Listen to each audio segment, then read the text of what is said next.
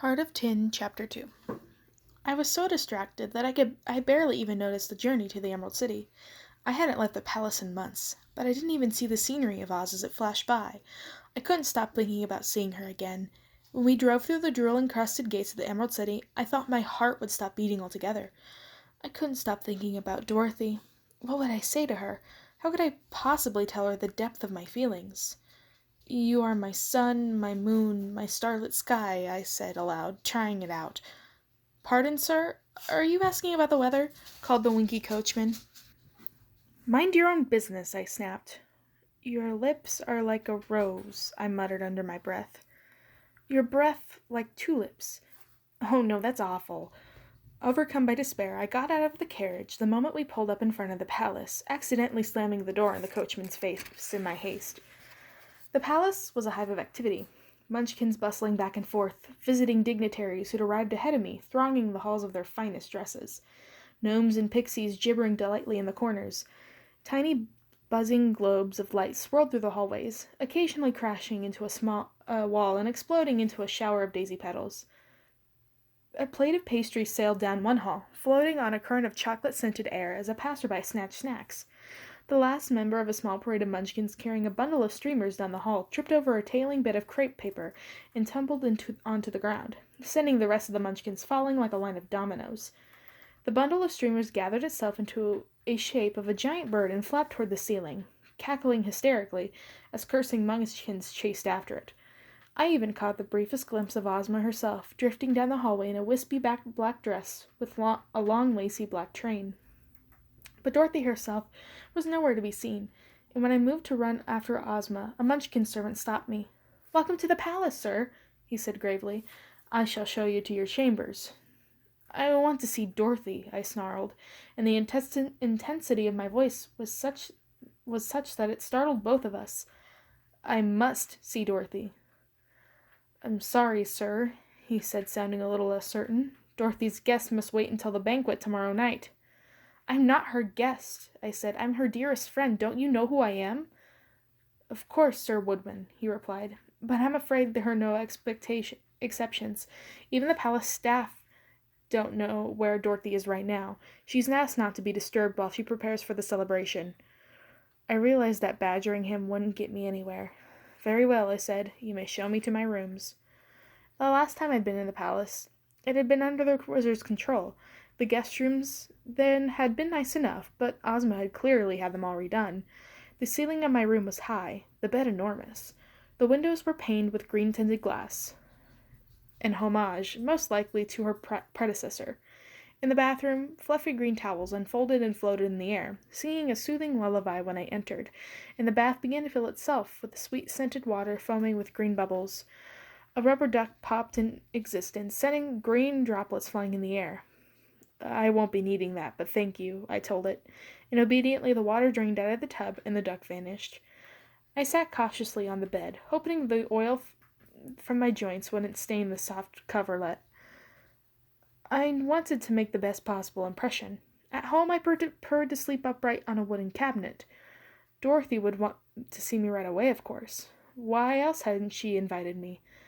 It would only be a matter of moments before she'd come by my chambers herself. But she didn't. The only possible explanation is that she didn't know I was in the palace, and so the next morning I oiled my joints quickly and made sure the tin of my face and chest was polished brightly before I set out in search for her. I cornered the first munchkin I saw, this one cleaning an already sparkling window with a bucket of water in which several small brightly colored fish swam about cheerfully. "I must get a message to Dorothy at once," I burst out. She turned around in surprise. "Who—" she began, and then she recognized me, and her irritated expression changed to a smile. She gave a little curtsy. "Oh, hello, sir. I wish I could help you, but you have to understand how important this is. Dorothy has to be informed that I'm here. I must see her." But she just looked confused. "But, sir," she said politely, "Dorothy does know you're here. She's aware of all the guests that have arrived. Would you like to see the Scarecrow or the Lion while you wait for the banquet tonight? They got to the palace just yesterday as well." I gaped at her. Dorothy knew I was here? But why hadn't she sent for me? The servant looked at me almost pityingly. I know Dorothy and Her Majesty Ozma have been very busy preparing for the banquet, she added. I'm afraid I can't help you, sir. She turned back to her window. What could possibly Dorothy be doing to prepare for the banquet that was so important that she couldn't see me? I thought about looking for the Scarecrow or the Lion, but it was Dorothy I was desperate to see, and I didn't want to share my disappointment with anyone. How could she possibly have failed to summon me if she already knew I was at the palace? Was there a chance she didn't want to see me as badly as I wanted to see her? Surely not. But nonetheless, doubt began to creep in the corners of my mind. In dismay, I returned to my chambers, where I summoned the Winky coachman and spent the afternoon with him playing chess. I was so distracted I kept thinking we were playing checkers instead, and the pieces blindly transformed from rooks to pawns to checkers counters. The coachman let me win anyway. Finally, it was time to get ready for the banquet. I carefully re-oiled my joints and summoned a maid to polish me to a blinding glow. When she could see her own reflection in my patchwork chin chest, she curtsied and began to leave, but I stopped her. You are my sun, my moon, and my sparkling sky, I proclaimed, testing the word's effect. I beg your pardon, sir? The maid asked politely. Oh, it's hopeless, I said miserably, sinking into a chair and burying my face in my tin palms. Absolutely hopeless. I don't know how to tell her. I don't know the right thing to say. To whom, sir? To Dorothy, I mumbled in my fingers. It has to be exactly right, so that she knows how I feel, but it can't sound desperate. She has to see me as dashing, and I want to remind her of everything we shared, and tell her how beautiful she is, and how special, and how noble, and generous, and sweet, and kind, and... The maid pulled up another chair. If you don't mind some advice, sir, she said. That's an awful lot to try to fit into one hello. Why don't you just be yourself? I lifted my head and stared at her. What do you mean, be myself? Well, she said reasonably, you had all sorts of travels together, didn't you? It's the stuff of legend, sir. Everyone in Oz knows about how you and Miss Dorothy and the Scarecrow and the Lion defeated the wizard and set him away and liberated the Winkies, and how honorably Dorothy behaved to the winged monkeys and all that. You're a noble figure, sir. You're a king and a soldier, and I think Dorothy would have to be an awfully silly girl not to be impressed by all that. So just be yourself. If it's meant to be, it'll be. But what if it's not meant to be? I asked her. How do I convince her? That's just not how it works, sir. You can't convince people of feelings they don't have. But you'll know. I'm sure you will, from the way she looks at you. She's a smart girl, that Dorothy. She couldn't have saved Oz otherwise. She won't beat around the bush if she has feelings for you, too. Anyway, you look very handsome. This little maid was the most sensible person I had talked to in months. That's very good advice, I said. Thank you. You've a big help. What's your name? Jellia, sir. Well, Jellia, perhaps you'll keep this conversation to yourself. She winked at me and made a zippering motion over her lips. What conversation, sir? She asked. The ballroom was packed. All of Oz, it seemed, had turned out to witness the Savior's return. A huge orchestra set up in the far end of the enormous hall played cheery waltzes. Rainbow-colored butterflies fluttered gaily over the instruments, sending showers of confetti swirling through the air. My old friends the Scarecrow and the Lion were there, of course. The Scarecrow was dressed in a new suit chosen for the occasion, and the Lion's fur had been brushed to a burnished golden glow. The Scarecrow caught sight of me first and waved merrily. I crossed the crowded room, making my way through the throngs of Ozians decked out in their finest clothes, to greet my old friend. You made it! He shouted over the noise, clapping me on the back and shaking my hand.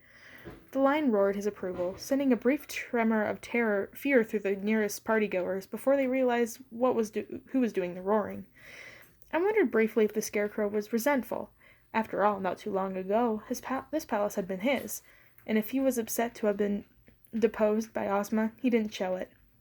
Of course, his face was painted on, so his expressions were sometimes hard to read. Anyway, as happy as I was to see them, I had larger matters on my mind than catching up. Have you seen her? I asked, the Scarecrow frantically. Where is she? Is she here? He gave me a long, strange, startled look. It's good to see you, too, he said, laughing. Tin, what on earth? We haven't seen each other in ages, and... A hush fell over the throng, and I knew at once that she had arrived. My stuffed heart in my throat, I turned to see the ballroom's grand entrance. The sweet-faced girl I remembered was gone, replaced by a woman so beautiful that I nearly wept. Her dress was made out of the same blue gingham that she had worn during her last sojourn in Oz, but it was cut to flatter her figure, and ended inches above her knees. It was stitched with gold thread, and sent dazzling rays of light across the room, and left bare her long pale legs. Instead of the silver slippers she left Oz in, she wore a towering pair of glittering red heels that shone so brightly that they drowned out all the other light sources in the room, pulsing slightly as if in time in the pattern of her breath. After a moment I noticed the people at her side, a frumpy old couple, looking lost and out of place, who could only be the Aunt Em and Uncle Henry she'd spoken so fondly of when she was last in Oz. But these humble people could barely be related to the glorious creature whose radiant smile dominated the whole room. Dear little Toto yapped happily at Dorothy's heels, oblivious to the power radiating from her shoes. And of course, Ozma stood behind Dorothy with an expression that almost looked disapproving. Like all of us, she must have realized that tired old Aunt Em and Uncle Henry had no place here. But if they were with Dorothy, did that mean she had returned for good? Dorothy moved through the joyous crowd, greeting old friends and new ones with the same grace. She was as regal as a queen. I waited for her to catch sight of me, preparing myself to hold her in my arms at last. But as she approached, the Scarecrow ran to Dorothy and swept her in his arms, tossing her to the air as she shrieked with joy. The band struck up a waltz, and they whirled together across the purple-lit dance floor. I knew he had no idea of the depth of my feelings for Dorothy, but I couldn't help staring after them in a frenzy of jealousy nonetheless. At last, as if he could feel the force of my gaze burning a hole through his head, he danced Dorothy back to me. I had been waiting for this moment for so long, but all the flowery words I'd prepared vanished. I remembered what the maid told me. Just be yourself. But now that I was actually holding Dorothy in my arms, I could barely even manage to stutter a hello. Up close, her beauty was even more stunning, more astonishing. There was a new light in her eyes, and her cheeks were flushed. The air around her crackled with magic. There was no mistaking this. Dorothy for the child who had left me when she went back to the other place. This Dorothy was like a brand new person. "Tin Woodman!" she shrieked in my ear, her voice even more musical than the notes the orchestra played. At last I remembered myself, and twirled her around before dipping her so low her long ringlets nearly brushed the ground. She laughed gaily. I pulled her up close to my chest, and the orchestra slowed the tempo to something more romantic. The people around us cleared a space, surrounding us in a transfixed circle as I moved with her in tighter and tighter circles. The whole world fell away. It was just me and her, the strawberry sweet smell of her hair, the softness of her skin, a perfect contrast to the harsh metal of my arms and torso. I was so overcome I would have swooned, but I wouldn't allow the moment to end. "It's so good to see you again," she murmured in my ear, her gentle voice sending a shiver through me. "I've missed you so much." Was there a knowing sparkle in her eye, a special look that was just for me? Did she know how I felt about even having to say it out loud? I took a deep breath. "Dorothy, you are my moonlit star," I began, but her gaze suddenly focused on something over my shoulder. "Oh my goodness, Tim, look, it's Polychrome! How wonderful! Simply everyone has come to my ball." "Dorothy, my starlit moon," I tried again, but she released me, sending me stumbling backward into the waiting crowd. "I'll see you again soon, Darlington," she trilled, clicking away briskly on her red heels.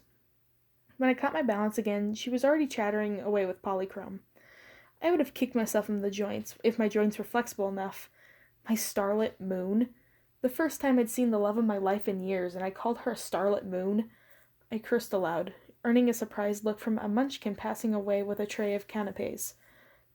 "Penny for your thoughts, old tin can," bellowed a familiar voice. I tried to control my emotions as the lion slapped my back with one enormous paw, nearly knocking me over. "Where have you been, old sport? Heard you were in the palace yesterday, but haven't seen a peep of you until now. Hiding from your old mates, are you?" "Not at all," I said, gathering the ruins of my dignity. "It's wonderful to see you. I wasn't feeling well, is all." "Not feeling well?" the lion asked. "Man, you're made of tin. Don't tell me you're coming down with a cold." "Nothing like that," I said. "I'm just tired from the journey. I trust you've been well?" The lion brightened and launched into an enthusiastic history of his most recent triumph.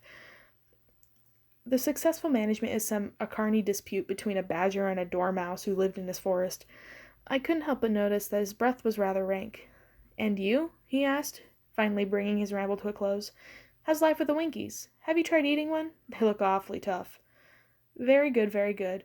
I said, and only half paying attention across the room, Dorothy had rejoined Ozma. I tried to catch her eye to no avail. Should I go to her or let her come to me? I'd ruined our reunion, completely ruined it. I didn't think I could take the lion, predictable and good-natured as ever, for another moment. A wave of my misery overcame me. "Excuse me," I said faintly, "but I'm still ill. I think I have to go back to my room now." Overcome with emotion, I broke into a half run and staggered into the ballroom. Out of the ballroom. The wizard had given me my heart, but he never told me how to manage it. I'd gone so much of my life without one that I was out of practice. She told me that she missed me. I could have sworn that her look had been something special just for me. I'd flubbed my pretty speech, failed completely to tell her how much I felt. But surely I still had a chance. I had no idea how to control the confusing passions that surged through my metal chest. I raced away from the ballroom and back toward my rooms. She had said we would be together. She had promised me it would be soon. I would let her accept the praise that was her due, enjoy her moment in the spotlight. I waited for so long. I could wait just a little longer, until I hold her in my arms once more.